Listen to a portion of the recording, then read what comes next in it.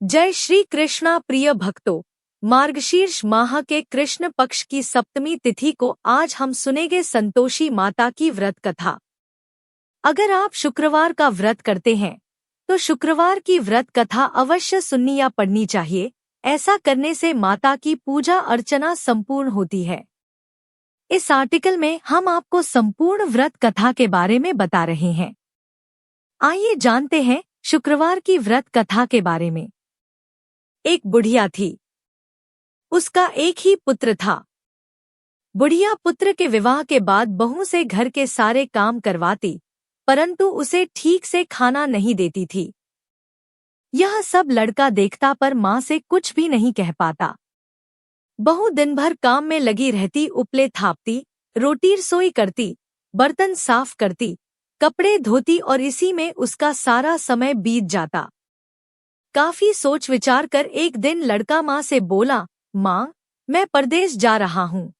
माँ को बेटे की बात पसंद आ गई तथा उसे जाने की आज्ञा दे दी। इसके बाद वह अपनी पत्नी के पास जाकर बोला, मैं परदेश जा रहा हूँ, अपनी कुछ निशानी दे दो।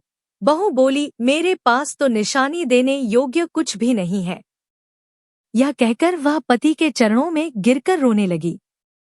इससे पति के जूतों पर गोबर से सने हाथों से छाप बन गई। पुत्र के जाने बाद सास के अत्याचार बढ़ते गए। एक दिन बहू दुखी हो मंदिर चली गई।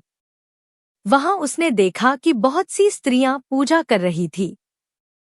उसने स्त्रियों से व्रत के बारे में जानकारी ली तो वे बोली कि हम संतोषी माता का व्रत कर रही हैं। इससे सभी प्रकार के कष्टों का नाश होता है।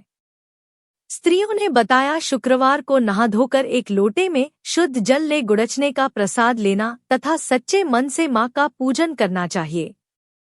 खटाई भूल कर भी मत खाना और न ही किसी को देना। एक वक्त भोजन करना।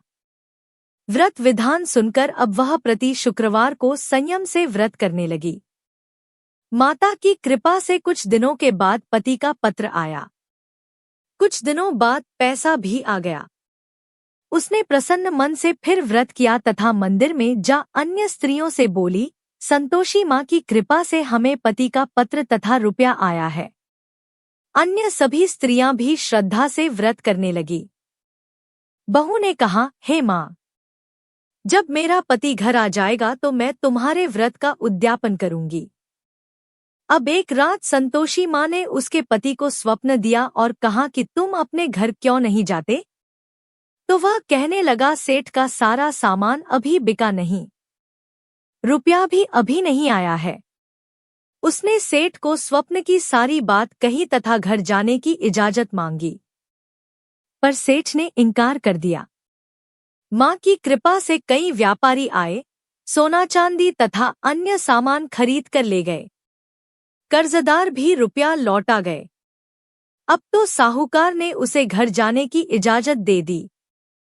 घर आकर पुत्र ने अपनी माँ व पत्नी को बहुत सारे रुपए दिए।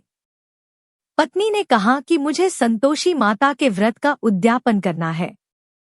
उसने सभी को न्योता दे उद्यापन की सारी तैयारी की। पड़ोस की एक स्त्री उसे सुखी देख ईर्ष्या करने लगी थी। उसने अपने बच्चों को सिखा दिया कि तुम भोजन के समय खटाई जरूर मांगना। उद्यापन के समय खाना खाते खाते बच्चे खटाई के लिए मचल उठे तो बहू ने पैसा देकर उन्हें बहलाया। बच्चे दुकान से उन पैसों की इमली खटाई खरीद कर खाने लगे तो बहू पर माता ने कोप किया।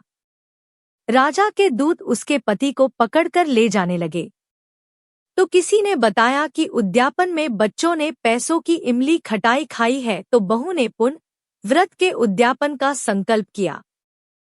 संकल्प के बाद वह मंदिर से निकली तो राह में पति आता दिखाई दिया। पति बोला, इतना धन जो कमाया है उसका कर राजा ने मांगा था। अगले शुक्रवार को उसने फिर विधिवत व्रत का उद्यापन किया। इससे संतोषी माँ प्रसन्न हुई। 9 माह बाद चांदसा सुंदर पुत्र हुआ। अब सास, बहू तथा बेटा माँ की कृपा से आनंद से रहने लगे। संतोषी माता व्रत फल। संतोषी माता की अनुकंपा से व्रत करने वाले स्त्री पुरुषों की सभी मनोकामनाएं पूरी होती हैं। परीक्षा में सफलता, न्यायालय में विजय, व्यवसाय में लाभ और घर में सुख समृद्धि का पुण्यफल प्राप्त होता है। अविवाहित लड़कियों को सुयोग्य वर शीघ्र मिलता है। संतोषी माँ के व्रत में भूलकर भी क्या न करें। संतोषी माँ के व्रत में शुक्रवार को भूलकर भी खट्टी चीजें नहीं खानी चाहिए। खट्टी चीजों का सेवन इस व्रत में निषेध माना गया है। मान्यता है कि संतोषी माता को खट्टी चीजें बिल्कुल भी नहीं पसंद है। अगर कोई भी भक्त इस दिन व्रत रख रहा है और गलती से भी खट्टी चीजें खा लेता है तो उसको माता को क्रोध का शिकार होना पड़ेगा। माता इस कार्य से नाराज हो जाती हैं और व्रत के शुभ फल की जगह माता की कुदृष्टि को झेलना पड़ता है। इस व्रत में तामसिक चीजों जैसे प्याज, लहसुन, शराब, मांस आदि को भी हाथ नहीं लगाना चाहिए। शुक्रवार के दिन किसी से गलत न बोलें और किसी का बुरा न करें और न ही सोचें। व्रत में क्या खाएं और क्या नहीं। सबसे अहम बात यह है कि संतोषी माता के व्रत में कभी भी कोई खट्टी चीज नहीं खानी चाहिए। व्रत रखने वाले के घर में इस दिन कोई खट्टी चीज नहीं आनी चाहिए। न ही घर का कोई भी सदस्य इस दिन खट्टा खाए।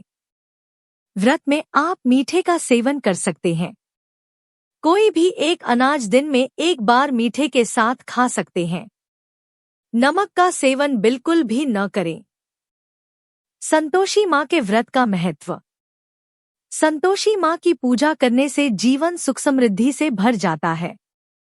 पैसे की कोई कमी नहीं रहती, साथ ही विवाह का योग बनता है।